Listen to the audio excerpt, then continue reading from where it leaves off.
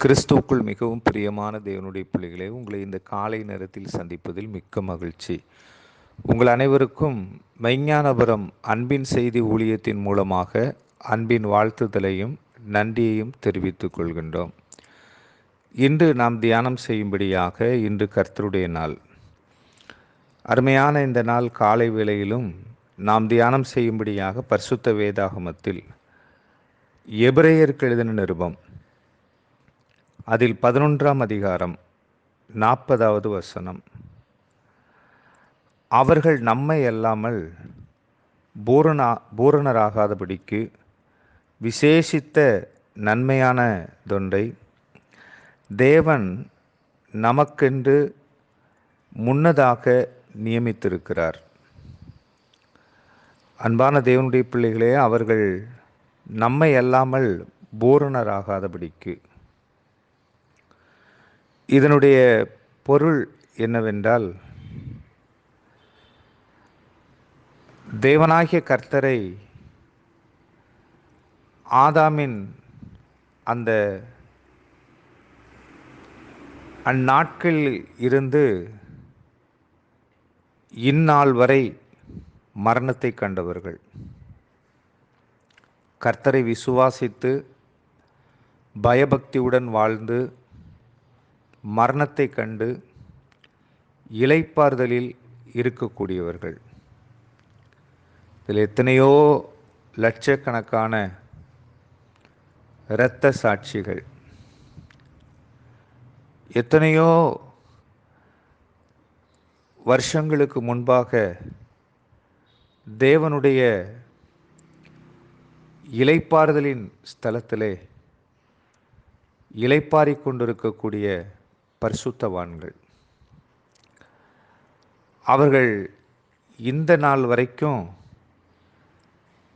இளைப்பாறுதலின் ஸ்தலத்திலே அவர்கள் இளைப்பாறிக் கொண்டுதான் இருக்கிறார்கள்.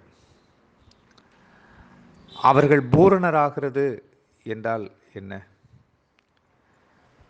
1 தெசலோனிக்கேயர் 4ஆம் அதிகாரத்திலே நாம் வாசித்து பார்க்கும்போது வேதவசனம் மிக தெளிவாக நமக்கு அங்கே கற்றுக் கொடுக்கிறதை நாம் பார்க்கின்றோம். முதலாவது, மரித்தவர்கள் உயிரோடே எழும்புவார்கள். முதலாவது உயிர்த்தெழுதல் யாருக்கு என்று கேட்டால், அந்த உயிர்த்தெழுதல் மரித்தவர்கள் எழுந்திருப்பார்கள். பின்பு உயிரோடு இருக்கிற நாமும் மறுரூபமாகி இயேசு கிறிஸ்துவோடு கூட நாம் இருப்போம்.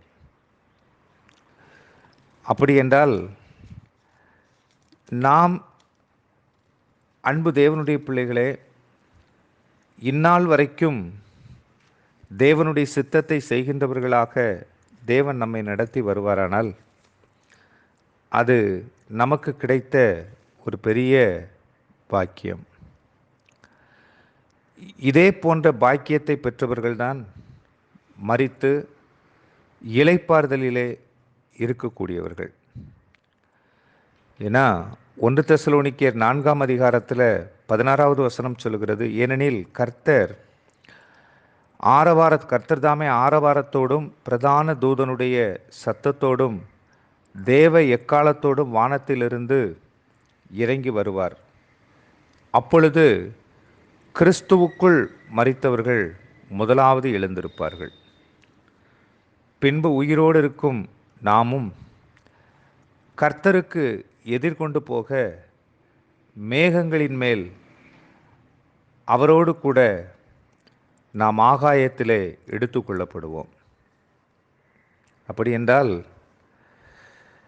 இந்த வார்த்தையின் பொருளை நீங்கள் கவனிக்க வேண்டும். எபிரேயர் 11:40 சொல்லப்பட்ட வார்த்தையினுடைய பொருள் என்ன? ஏனெனில் நம்மோடு இணைந்துதான் அவர்கள் நிறைவு பெற முடியும். நாம் இல்லாமல் அவர்கள் இளைப்பாறுதலிலிருந்து அவர்கள் எழுந்திருக்க முடியாது. தேவனாகிய கர்த்தர் என்றைக்கு வருகை தாமதமானால், ஒருவேளை வருகை நம்முடைய காலத்தில் இருக்கும் என்றால், நம்மை அவர் எடுத்துக்கொள்ளுகிற போதுதான் மரித்த பரிசுத்தவான்கள் இளைப்பாறுதலில் இருக்கக்கூடிய அவர்களும் எழுந்திருக்க முடியும். அவர்கள் எழுந்திருப்பது பூரணமடைதல்.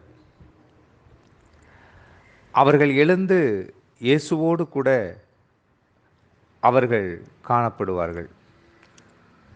இப்போ முதலாவது அவர்கள் உயிரோடு எழுந்திருக்கிறார்கள் என்றால், அவர்கள் எழுந்திருக்க வேண்டும் என்றால் தேவனாகிய கர்த்தர் நம்மை அதற்கு முன்பதாக அவர் பூரணப்படுத்தி அவர்களை எழுந்திருக்க பண்ணும்போது நாம் தேவனுக்கு ஆயத்தமுள்ளவர்களாய் எடுத்துக்கொள்ளப்படுவதற்கு தேவன் திட்டமிட்டு வைத்திருக்கிறார். மிக தெளிவாக நீங்கள் புரிந்து கொள்ளும்படிக்கு ஒரு காரியத்தை நான் சொல்லுகிறேன். ஆதாம் பாவம் செய்து ஏதேன் தோட்டத்திலிருந்து ஆதாம் ஏவாள் வெளியே வந்த பின்பு அவர்களுடைய 2 மகன்களிலே ஒருவன் இரத்த சாட்சியாக மரிக்கிறான். ஆபேலை குறித்து நாம் வேதத்தில் வாசிக்கிறோம். அதற்கு பின்பதாக தேவனை பயபக்தியோடு தேடினவர்கள், தேவனாகிய கர்த்தருக்கு மிக வைராக்கியத்தோடு வாழ்ந்தவர்கள், விசுவாசித்து அவரை பின்பற்றினவர்கள், ஆபிரகாம் முதல் அதற்கு முன்பதாக ஏனோக்கு உயிரோடு எடுத்துக்கொள்ளப்பட்டார் என்று பார்க்கிறோம். இவ்விதமாக அன்பு தேவனுடைய பிள்ளைகளே, அந்நாட்களிலிருந்து தேவனாகிய கர்த்தரின் மேல் பயபக்தியோடு இருந்து தேவனை பின்பற்றினவர்கள் ஏராளம் ஏராளம். அதிலே பரிசுத்த ஜீவியம் செய்து மரித்தவர்கள் எத்தனை பேர்களோ, அந்நாளிலிருந்து இந்த நாள் வரைக்கும், இந்த நிமிஷம் வரைக்கும் மரணத்தை கண்டவர்கள் எத்தனை பேர்களோ, அத்தனை பேர்களும் தேவனாகிய கர்த்தர் அவர் ஆயத்தம் பண்ணி இருக்கக்கூடிய அந்த இளைப்பாறுதலின் ஸ்தலத்திலே இளைப்பாறிக் கொண்டிருக்கிறார்கள். அதனால தான் ஒரு காரியம் நீங்கள் நன்றாக புரிந்து கொள்ள வேண்டும். சில இடங்களில் மரித்து போன பரிசுத்தவான்களை வணங்குகிறதை நாம் பார்க்கிறோம். குறிப்பாக நீங்கள் பார்க்கும்போது இயேசு கிறிஸ்துவின் தாயாராகிய மரியாளை வணங்குகிறார்கள். இயேசு கிறிஸ்துவுக்கு ஊழியம் செய்த பரிசுத்தவான்களை வணங்குகிறார்கள். அவர்கள் யாரும் இப்போது உயிரோடு இல்லை. இளைப்பாறுதலின் ஸ்தலத்திலே அவர்கள் இருக்கிறார்கள். அப்படி இருக்கின்ற போது அவர்களை வணங்குவதும், அவர்களை பார்த்து எங்களுக்காக வேண்டிக் கொள்ளும் என்று சொல்லுவதும் வேத வசனத்தின்படி அது தவறாகும். ஏன்னா இன்றைக்கு சில குறிப்பிட்ட சபையில் பார்த்தீங்கன்னா, மரித்து போன பரிசுத்தவான்களுக்கு ஒரு நாமம் கொடுக்கிறார்கள். இவர்கள் புனிதர்கள் என்று நாமம் கொடுக்கிறார்கள். அவர்கள் புனிதர்கள் என்றவுடனே வேத வசனத்தை அறியாத மக்கள் என்ன செய்கிறார்கள்? அப்போ இவங்கெல்லாம் நமக்காக வேண்டிக் கொள்ளுவார்கள் என்று இவர்கள் போய் அவர்களிடத்திலே முறையிடுகிறார்கள். ஆனால் உண்மையை நீங்கள் அறிய வேண்டும் என்றால், மரித்து போன எல்லா பரிசுத்தவான்களும் பழைய ஏற்பாட்டின் காலத்தில் இருந்தவங்களாக இருந்தாலும் சரி, இந்த கிருபையின் காலத்தில் இருந்தவங்களாக இருந்தாலும், இன்னும் கூட நான் உங்களுக்கு தெளிவாக சொல்லணும் அப்படின்னா, மனசாட்சியின் காலத்தில் வாழ்ந்தவர்கள், அன்பு தேவனுடைய பிள்ளைகளை நியாயப்பிரமாணத்தின் காலத்தில் வாழ்ந்தவர்கள், இப்பொழுது கிருபையின் காலத்தில் வாழ்ந்தவர்கள், மனசாட்சியின் காலத்தில் வாழ்ந்தவர்களாக இருந்தாலும் சரி, அல்லது நியாயப்பிரமாணத்தின் காலத்தில் வாழ்ந்தவர்களாக இருந்தாலும் சரி, அல்லது இப்போது கிருபையின் காலத்தில் வாழ்ந்து மரித்தவர்களாக இருந்தாலும் சரி, அவர்கள் இப்போது என்ன செய்கிறார்கள் என்றால், அவர்கள் இளைப்பாறுதலின் ஸ்தலத்திலே அவர்கள் தூங்கி கொண்டிருக்கிறார்கள். நிச்சயமாக ஒரு காரியம் உங்களுக்கு புரிய வேண்டும் என்பதற்காக நான் சொல்லுகிறேன். நாம் எடுத்துக்கொள்ளப்படுகிறதுக்கு முன்பதாக, நாம் எடுத்துக்கொள்ளப்படும் அந்த நாள் வரும்போது தான் அவர்களை ஆண்டவர் முதலாவது எழுப்புவார். முதலாவது அவர்கள் எழுந்திருப்பார்கள். பின்பு நாமும் அவர்களோடு கூட இணைந்து இயேசுவோடு கூட இருப்போம். இப்போ காரியம் இப்படியாக இருக்கும்போது மரித்துப்போன பரிசுத்தவான்களை எங்களுக்காக வேண்டிக் கொள்ளும் என்று அவர்களிடத்திலே போய் முறையிடுகிறது.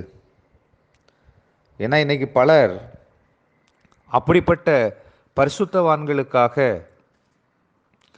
அவர்களுடைய பெயர்களிலே ஆலயங்களை வைத்திருக்கிறார்கள். அந்த ஆலயத்தில் போய் அவர்களிடத்திலே முறையிடுகிறார்கள். முறையிட வேண்டியது யாரிடத்திலே? யோவான் 14ஆம் அதிகாரம் 14வது வசனத்திலே இயேசு கிறிஸ்து சொன்னார்கள், என் நாமத்தில் பிதாவாகிய தேவனிடத்தில் நீங்கள் எதை கேட்டுக்கொள்ளுவீர்களோ. கர்த்தருடைய ஜெபமாகிய பரமண்டலங்களில் இருக்கிற எங்கள் பிதாவே என்கிற ஜெபத்தில் ஜெபம் எப்படி செய்ய வேண்டும்? பரலோகத்தில் இருக்கிற எங்கள் பிதாவே, இது ஜெபத்தின் துவக்கம். யார்கிட்ட ஜெபம் பண்ண வேண்டும் என்பது. நாம் ஜெபம் பண்ண வேண்டியது யாரிடத்திலே? பரலோகத்தில் இருக்கிற பிதாவின் இடத்திலே. நாம் யார் வழியாக ஜெபம் செய்ய வேண்டும்? நமக்காக மரித்து முதலாவது உயிர்த்தெழுந்தவராக இருக்கிற நம்முடைய மூத்த சகோதரராகிய ஆண்டவர் இயேசு கிறிஸ்துவின் வழியாக. ஏன்னா அவர் உயிர்த்தெழுந்து உயிரோடு இருக்கிறார். அவர் வழியாகத்தான் என்ன செய்ய வேண்டும்? ஜெபம் செய்ய வேண்டும். ஏனென்றால் நம்முடைய நீதி தேவனுடைய சமூகத்திலிருந்து நன்மை பெற்றுக் கொடுக்காது. அவர் வழியாகவே நாம் நம்முடைய ஜெபங்களை தேவனுக்கு தெரியப்படுத்த வேண்டும். அவருடைய நீதி நிமித்தம் நாம் நன்மை அடைவோம். அப்படி என்றால் இன்றைக்கு எவ்வளோ பெரிய தவறுகள், தப்பிதங்கள் நடந்து கொண்டிருக்கிறது என்பதை நீங்கள் கவனித்து பாருங்கள். பல இடங்களில் இன்றைக்கி மிஷினரிகள் மரித்தார்கள், மிக கனத்துக்குரிய ஊழியத்தை செய்தார்கள். அவர்களுடைய மரணமும் அவர்கள் ஊழியம் செய்த பகுதியிலேயே நடந்தது. அந்த பரிசுத்தவான்களை எல்லாம் இன்றைக்கு வணங்குதலுக்குரியவர்களாக வேத வசனத்தை அறியாத கூட்டத்தார் அவர்களை இன்னைக்கு வணங்கி எங்களுக்காக வேண்டிக் கொள்ளும் அல்லது எங்களுக்காக இதை செய்யும் என்று அவர்களிடத்திலே வேண்டிக் கொள்ளுகிறார்கள். இந்த பரிதாபமான நிலை எதை காண்பிக்கிறது? வேத வசன அறிவு அவர்களுக்குள்ளே இல்லாமல் போயிற்று என்பதைத்தான் காண்பிக்கின்றது. ஏன் நான் இதை வேதனையோடு சொல்லுகிறேன் தெரியுமா? அன்பு தேவனுடைய பிள்ளைகளே, வேத வசன அறிவு இல்லாததினால் மரித்த அவர்கள் இளைப்பாறுதலில் இருக்கிறார்கள் என்ற அறிவு இல்லாததினால் ஆண்டவர் இயேசு கிறிஸ்துவினுடைய இரகசிய வருகைக்கு முன்பதாக மரித்தவர்கள் யாரும் உயிரோடு எழுந்திருக்க முடியாது. அவருடைய இரகசிய வருகையின் போதுதான் எழுந்திருப்பார்கள் என்கின்ற அந்த அறிவு இல்லாததுனால என்ன செய்கிறாங்க? பரிசுத்தவான்களிடத்திலே தங்களுடைய விண்ணப்பங்களை அவர்கள் கொண்டு செல்லுகிறார்கள். அப்படி கொண்டு செல்லுவதினால் நடக்கிற காரியம் என்ன? தள்ளப்பட்ட தூதனுடைய ஆவிகள் அதை தங்களுக்கு சாதகமாக பயன்படுத்தி அந்த பரிசுத்தவான்களுடைய ரூபத்திலே இவர்களுக்கு சொப்பனத்திலே தோன்றி அந்த பரிசுத்தவான்களுடைய ரூபத்தை இவர்களுக்கு காண்பித்து, எனக்கு அதை செய், இதை செய், என்னை வணங்கு அப்படின்னு சொல்லி இவர்களை அந்த பரிசுத்தவான்களுடைய நாமத்தை கொண்டு தள்ளப்பட்ட தூதனுடைய ஆவிகள் பொய்யாய் தங்களை அவர்கள் ரூபத்திலே காண்பித்து இவர்களை விக்கிரக ஆராதனைக்காரர்களாக மாற்றி போட்டுவிட்டது. இன்றைக்கு பார்த்தீர்கள் என்றால் ஒரு சகோதரன் ஒரு நாள் அவர் பேசின ஆடியோ மெசேஜை நான் கேட்டேன். அவர் சொன்னார், என்ன கிறிஸ்தவங்களில் என்ன வித்தியாசம்? நாங்கள் இப்படிப்பட்ட ஒரு விக்கிரகத்தை வணங்குகிறோம், அவர்கள் இப்படிப்பட்ட ஒரு சொரூபத்தை வணங்குகிறார்கள். அவங்களும் சொரூபத்தை வணங்குறாங்க, நாங்கள் விக்கிரகத்தை வணங்குகிறோம். எங்களுக்கு அவங்களுக்கு என்ன வித்தியாசம்? அவன் சொன்னதில் என்ன தவறு? அவனும் தள்ளப்பட்ட தூதனுடைய ஆவியைத்தான் வணங்குறான், நாங்களும் தள்ளப்பட்ட தூதனுடைய ஆவியை தான் வணங்குகிறோம் அப்படிங்கிறதை அவன் ஒத்துக்கொள்ளுகிறான்.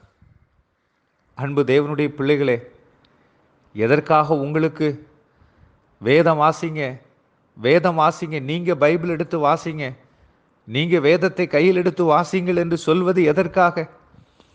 இவ்விதமான பாவ செயல்களிலிருந்து நீங்க மீட்கப்பட வேண்டும் என்பதற்காக. நாம் பூரணராக தேவன் எத்தனை காரியத்தை நமக்கு காண்பிக்கிறார், எவ்வளவு வழிமுறைகளை நமக்கு வைத்திருக்கிறார். வேதம் வாசித்தல், அன்பு தேவனுடைய பிள்ளைகளே, வேத வசனத்தை கேட்குதல், வேத வசனத்தை படிக்குதல், வேத வசனத்தை தியானித்தல், வேத வசனத்தை கைக்கொள்ளுதல். அப்போ இதெல்லாம் எதற்காக?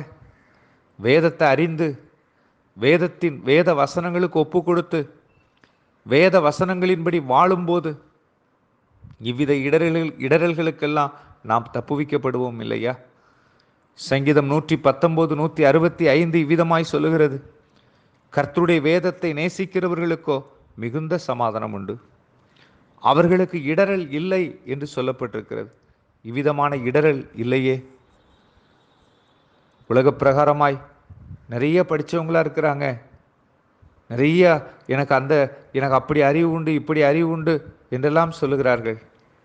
ஆனால் ஒரு மரித்து போன பரிசுத்தவானை ஆராதிக்கிறோமே, தேவனை அல்லவா நாம் ஆராதிக்க வேண்டும், தேவனை அல்லவா நாம் தொழுது கொள்ள வேண்டும், தேவனிடத்தில் அல்லவா முறையிட வேண்டும். அந்த எண்ணம் கூட அவர்களுக்கு இல்லாதபடி. இதை குறித்து ஒரு முறை நான் பேசியிருந்தபோது ஒரு சகோதரன் எனக்கு அவர் ஃபோனில் பேசினார். நான் இந்த மாவட்டத்திலிருந்து பேசுகிறேன், அப்படி என்றால் நீங்கள் பரிசுத்தவான்களிடத்திலே முறையிடக்கூடாது என்று சொல்லுகிறீர்களே, அப்போ உங்களை போன்ற ஊழியக்காரர்களிடத்தில் முறையிடலாமா என்று அவர் கேட்டார். அவருடைய அறியாமையை நான் திரும்பவும் உணர்ந்தேன். நான் சொன்னேன், ஐயா, நான் உயிரோடு இருக்கிறேன். உயிரோடு இருக்கிற ஒரு மனுஷனிடத்திலே உயிரோடு இருக்கிற ஒரு மனுஷன் வந்து எனக்காக வேண்டிக் கொள்ளும் என்று சொல்வது, நிருபங்களை நீங்கள் பாருங்கள். பரிசுத்தவான்கள் சொல்லுகிறார்கள், நாங்கள் உங்கள் எல்லாருக்காக வேண்டிக் கொள்ளுகிறோம், நீங்களும் எங்களுக்காக வேண்டிக் கொள்ளுங்கள் என்று அவர்கள் சொல்லுகிறார்கள். ஆனால் மரித்து இளைப்பாறுதலில் இருக்கக்கூடிய ஒருவர் உங்களுக்காக வேண்டிக் கொள்ள முடியாது. உயிரோடு இருக்கிற நாம் மற்றவர்களுக்காக வேண்டிக் கொள்ளலாம், ஆனால் மரித்து இளைப்பாறுதலில் இருக்கிற இன்னும் உயிர்த்தெழுதலில் பங்கு பெறாதிருக்கிறவர்கள் அவர்கள் நமக்காக வேண்டிக் கொள்ள முடியாது. ஏனென்றால் முதலாம் உயிர்த்தெழுதல் இயேசு கிறிஸ்து. அவர் உயிர்த்தெழுந்து பிதாவாகிய தேவனுடைய வலது பரிசத்தில் இருந்து நமக்காக அவர் பரிந்து பேசுகிறார் என்று எபிரேயர் அதில் 13ஆம் அதிகாரத்திலே நாம் பார்க்கிறோம். அப்படி என்றால் நீங்கள் உணர்ந்து கொள்ள வேண்டிய காரியத்தை நீங்கள் உணர்ந்து கொள்ளாமல், நீங்கள் ஒருவேளை வேத வசனத்தை அறியாத அந்த நிலையில முரட்டாட்டமான சுபாவத்தோடு கூட கண்மூடித்தனமாக நீங்கள் எதையும் உணர்ந்து கொள்ளாமல் அறிந்து கொள்ளாமல் எதிர்த்து பேசுகிறதும் எதிர்த்து வருகிறதும் எவ்விதத்தில் நியாயமாகும்? எவ்விதத்தில் நியாயமாகும்? நீங்கள் முதலாவது வேத வசனத்தை கவனியுங்கள். வேத வசனத்தை நீங்கள் வாசித்து பாருங்க, படித்து பாருங்க, அதை தியானிங்க. நீங்கள் முதல்ல உண்மையை அறிந்து கொள்ளுங்க. உண்மையை அறிந்து கொண்ட பின்பு நீங்கள் எவ்வளவு பெரிய தவறுகள் செய்து கொண்டிருக்கிறீர்கள் என்பது உங்களுக்கு தெரியும். இன்னைக்கு எல்லா மக்களுக்குள்ளாகவும் அநேக மக்களுக்குள்ளாக ஒரு எண்ணம் இருக்கிறது. அந்த எண்ணம் என்ன தெரியுமா? அதுதான் ஒரு வேதனைக்கு ஏதுவான காரியம். யார்கிட்ட முறையிட்டால் என்ன, நமக்கு எப்படியாவது பதில் கிடைத்து விடாதா? இல்லைங்க, யாரிடத்தில் முறையிடணும், எந்த நன்மையை எப்படி பெற வேண்டுமோ அப்படித்தான் பெற வேண்டும். நீங்கள் போய் தள்ளப்பட்ட தூதனுடைய ஆவிகளிடத்திலே முறையிடுகிற போது அவைகள் உங்களுக்கு நன்மை செய்கிறது போல உங்களை காண்பித்து உங்கள் பிள்ளைகளை உயிரோடு எடுத்துக்கொள்ளுகிறது. உங்களுடைய குடும்பத்தில் பலவிதமான தற்கொலையின் எண்ணங்களை கொண்டு வருகிறது, விபச்சார எண்ணங்களை கொண்டு வருகிறது, பலவிதமான பாவ செயல்களை உங்கள் குடும்பத்துக்குள்ளே கொண்டு வந்து விடுகிறது. காரணம் என்ன தெரியுமா? நீங்கள் அவைகளை வணங்குகிறதினால் அவைகளின் ஆளுகையின் கீழ் நீங்கள் போய்விடுகிறீர்கள். அவைகளின் ஆளுகையின் கீழ் நீங்கள் போவதினால் அவைகள் உங்களை மரணத்துக்கு ஏதுவாக, ஏன்னா அவைகளுடைய ஒரே நோக்கம் என்ன? தள்ளப்பட்ட தூதனுடைய ஆவிகளுடைய ஒரே நோக்கம், தேவன் தங்களுக்கு அந்த தள்ளப்பட்ட தூதனுக்கும் அவனோடு கூட இருக்கக்கூடிய அந்த தூதர்களுக்கு என்றும் தேவன் நரகத்தை உண்டாக்கினார். தேவன் நரகத்தை மனுஷனுக்கு உண்டாக்கினாரா? இல்லவே இல்லை. நரகம் யாருக்காக உண்டாக்கப்பட்டது? தள்ளப்பட்ட தூதனுடைய ஆவிகளுக்காக, தூதனுக்காக. அந்த தூதனும் அந்த தூதனோடு கூட சேர்ந்தவர்களும் நரகத்திலே தள்ளப்படுவார்கள் என்று வேதம் சொல்கிறது. அதனால் அந்த தூதன், அவனுடைய ஆவிகள், அவனோடு கூட சேர்ந்த அந்த தள்ளப்பட்ட தூதனுடைய ஆவிகள் என்ன செய்கிறது?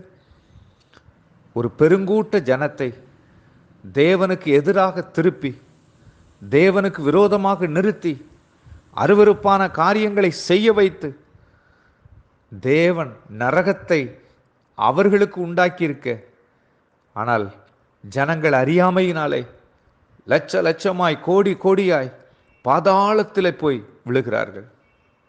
எவ்வளவு பெரிய வேதனை!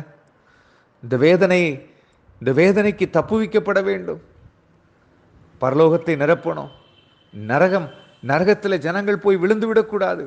பாதாளத்தில் போய் அவர்கள் சிக்குண்டு நரகத்துக்கு போய்விடக்கூடாது என்பதற்காகத்தான் எல்லா ஊழியக்காரங்களும், உண்மையாக ஊழியம் செய்யக்கூடிய ஒவ்வொரு தேவ பிள்ளைகளும், ஒவ்வொரு ஊழியக்காரங்களும் அவங்க தங்கள் உயிரையும் அர்ப்பணித்து, நீங்கள் எங்களை கொன்று போட்டாலும் பரவாயில்லைங்க, நீங்கள் தயவு செய்து பைபிளை வாசிங்க, தயவு செய்து பைபிளை வாசித்து சத்தியம் இன்னதென்பதை புரிந்து கொள்ளுங்க, வேதம் இன்னதென்பதை புரிந்து கொள்ளுங்க.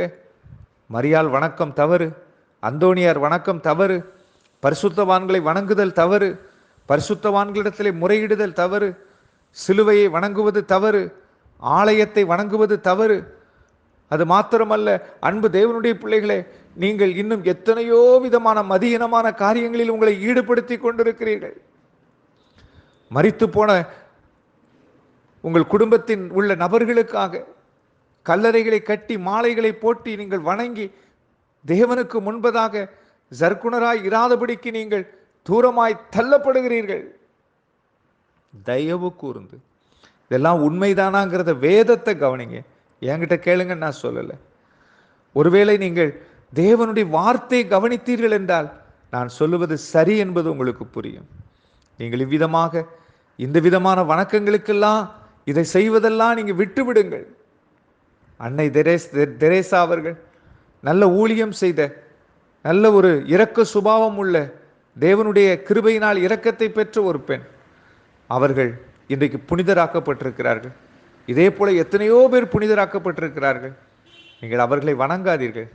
அவர்கள் கர்த்தருக்கு ஊழியம் செய்தவர்கள். அவர்கள் இன்றைக்கு இளைப்பாரி கொண்டிருக்கிறார்கள்.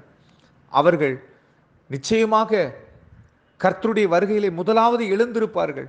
அது வரைக்கும் அவர்கள் நித்திரை தூங்கி கொண்டு தான் இருப்பாங்க.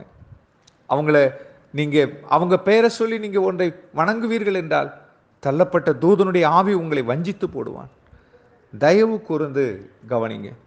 ஏனென்றால் இன்றைக்கு ஆலயத்தை வணங்கி அந்த பாரம்பரியத்தில் கட்டப்பட்டிருக்கிறவர்கள் மிக அதிகமான பேர். சிலுவையை பின்பற்றி, சிலுவையில் தொங்கின கிறிஸ்துவை பின்பற்றுங்கள், சிலுவை அல்ல. அதிலே அடிமைகளாக இருக்கிறவர்கள் எத்தனையோ பேர். இன்னுமாக மரித்து போன பரிசுத்தவான்களுக்கு கல்லறை கட்டி அதில் மாலையை போட்டு அதில் மெழுகுவத்தியை பற்ற வைத்து அதில் போய் முழங்காலில் என்று ஜெபிக்கிறவர்கள் எத்தனையோ பேர். வேதனை வேதனை. தயவு செய்து நீங்கள் வேதத்தை கவனிங்க, வேதத்தை கவனிங்க, வேதத்தை கவனிங்க, வேத வசனங்களை பாருங்க. ஆண்டவர் இந்த காலை வேளையில் அதைத்தான் சொல்லுகிறார். அந்த வசனம் மிக தெளிவாக நமக்கு அருமையான எபிரேயர் 11ஆம் அதிகாரம் 40வது வசனம் எவ்வளவு அழகாக நமக்கு கற்றுக் கொடுக்கிறது என்பதை நீங்கள் கவனித்தீர்களா? அன்பு தேவனுடைய பிள்ளைகளே, ஏனெனில் நம்மோடு இணைந்துதான் அவர்கள் என்ன செய்ய முடியும்? நிறைவு பெற முடியும். நாம எழுந்து அங்கே அன்பு தேவனுடைய பிள்ளைகளே, அவர்கள் அதுக்கு முன்பதாக அவர்கள் உயிர் தள்ள முடியாது. இயேசு கிறிஸ்துவின் ரகசிய வருகையில தான் அவர்கள் உயிரோடு எழும்புவார்கள். அப்படி என்றால் இப்பொழுது அவர்கள் உயிரோடு இல்லை, அவர்கள் மரித்திருக்கிறார்கள். அவர்கள் ஆத்துமா நித்திரையிலே இருக்கிறது. அவர்கள் சரீரம் எல்லாம் அழுகி போயிற்று. அவர்களுடைய ஆத்துமா நித்திரையிலே இருக்கிறது. இன்னும் உயிரோடு எழும்பல, தூங்கிக் கொண்டிருக்கிறது. இன்னும் எழும்பல. எப்பொழுது எழும்பும்? இயேசு கிறிஸ்துவின் ரகசிய வருகையில தான் எழும்பும். அதனால பல இன்றைக்கு பொய் பிரசங்கிமார்கள் பலர் இன்னைக்கு செத்துப்போன அவங்கள பார்த்தேன், செத்துப்போன இவங்கள பார்த்தேன், பரிசுத்தவான பார்த்தேன், அதை பார்த்தேன்னு சொல்லி பொய் சொல்லுகிறார்கள். நரகத்துக்கு போனேன் அவரை பார்த்தேன், பரலோகத்துக்கு போனேன் இவரை பார்த்தேன் என்று பொய் சொல்லுகிறார்கள். அவர்கள் இளைப்பாறுதலில் இருக்கிறாங்க. இது உண்மை. உண்மை. இந்த ஊழியக்காரர் சொன்னாரே, அப்படி எந்த ஊழியக்காரராக இருந்தாலும் வசனத்துக்கு மாற்றி சொன்னால் அது தவறுதான். அதனால புரிந்து கொள்ளுங்க, உங்களை ஒப்பு கொடுங்க, நாம் ஜெபிப்போம். மகா பரிசுத்தமுள்ள எங்கள் பரலோகத்தின் பிதாவை, என்னுடைய இணைந்து ஜெபம் செய்கிற உங்க அன்பு பிள்ளைகள் ஒவ்வொருவருக்காக கூட உமக்கு ஸ்தோத்திரம்ப்பா. ஆண்டவரே, பரிசுத்தவான்கள், மனசாட்சியின் காலத்தில் வாழ்ந்தவர்கள், நியாயப்பிரமாணத்தின் காலத்தில் வாழ்ந்தவர்கள், கிருபையின் காலத்தில் வாழ்ந்தவர்கள் எவர்களாக இருந்தாலும் மரித்தவர்கள் இளைப்பாறுதலில் இருப்பார்கள். அவர்கள் இப்போது உயிரோடு இல்லை, அவர்கள் இளைப்பாறுதலில் இருப்பார்கள். இயேசு கிறிஸ்துவாகிய உங்கள் 2ஆம் வருகையில தான் ஆண்டவரே, ஆமாண்டது ரகசிய வருகையில தான், கர்த்தருக்கு மகிமை உண்டாவதாக, ரகசிய வருகையில தான் ஆண்டவரே அவர்கள் உயிரோடு எழுந்திருப்பார்கள். அப்பா, அதை உணரத்தக்க இருதயத்தை கொடுத்தருளும். வேத வசனங்களை வாசிக்க வேண்டும் என்ற எண்ணங்களை கொடுத்தருளும். இந்த சத்தத்தை கேட்கிற ஒவ்வொருவரும் வேத வசனங்களை புரிந்து கொண்டு ஆண்டவரே உம்முடைய நாமத்துக்கு கீழ்ப்படிந்து உம்முடைய நாமத்தை உயர்த்துவதற்கு அனுக்கிரகம் செய்தருளும். சிலை வழிபாடுகளுக்கும், சொரூப வழிபாடுகளுக்கும், விக்கிரக வழிபாடுகளுக்கும், ஆண்டவரே சிலுவை வழிபாடுகளுக்கும், ஆலயத்தை வழிபடுகிறவர்களுக்கும், இது போன்ற மதியின செயல்களை செய்கின்றவர்களுக்கும் ஆண்டவரே நீர் உணர்வை கொடுத்தருளும். எப்படியாயினும் ஒரு கூட்ட ஜனம் உம்முடைய நாமத்தை உயர்த்தி உம்முடைய ரகசிய வருகையிலே பங்கு பெறத்தக்கதாக காலம் கடைசியா இருக்கிறபடியினால் இது போன்ற எல்லா விதமான ஆண்டவரே அடிமைத்தனங்களிலிருந்து, பாரம்பரிய கட்டுகளிலிருந்து இவர்கள் இயேசுவின் நாமத்தில் விடுவிக்கப்படட்டும். அனுக்கிரகம் செய்யுங்க, ஆசீர்வதிங்க ஆண்டவரே. ஒவ்வொருவருக்குள்ளும் வேத அறிவை கொடுத்துருளுங்க. உம்மை அறிகின்ற அறிவிலே இவர்கள் தேர்ச்சி அடையட்டும், உமக்கு சாட்சிகளாய் நிற்கட்டும். இயேசுவின் நாமத்தில் ஜெபிக்கின்றோம் பிதாவே, ஆமென். அன்பான தேவனுடைய பிள்ளைகளே, உங்கள் ஜெப உதவிக்காக நீங்கள் என்னை தொடர்பு கொள்ள விரும்பினால் என்னுடைய செல்ஃபோன் நம்பர் 9443103103, 9842055033. ஹல்லேலூயா, ஆமென்.